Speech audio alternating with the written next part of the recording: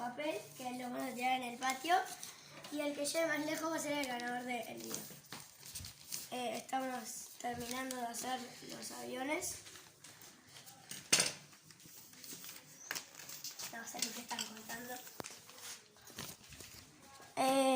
Y acá está haciendo Sandy su avión.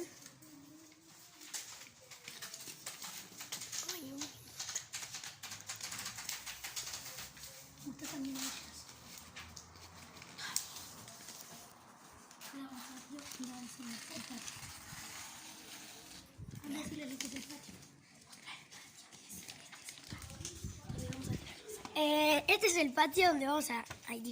este es el patio donde vamos a tirar los aviones. Listo, ¿los demás están listos? Toma. ¿Los demás estarán listos? Sí, están muy listos todos. Bueno, no hay pruebas, vamos a tirarlo de una, ¿Quién va primero? de menor a mayor. Bueno, Va Carmela. ¡Cuidado! Tirando su avión donde llegó bastante lejos. Parece que se iba a la casa del vecino, pero cayó ahí en la madera, como pueden ver.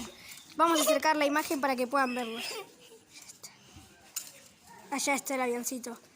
Ahora va Tomás, que lanza su avión y va también, pero supera el de Carmela. Allá hay un avión que no le presten atención, que no tiene sentido alguno, que está ya todo roto. Ahora va Paulina, Uno que está todo roto. que se le va para la casa del vecino. Quedó... No se fue a la casa del vecino, pero quedó ahí en las plantas. Bueno, en realidad son en la casa del vecino. Y ahora voy yo, El más grande.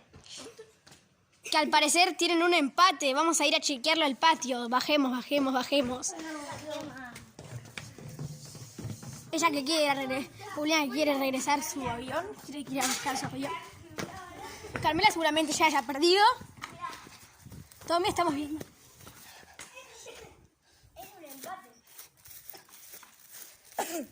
Es un empate. Al parecer este avión parece estar un poquito más adelante que aquel.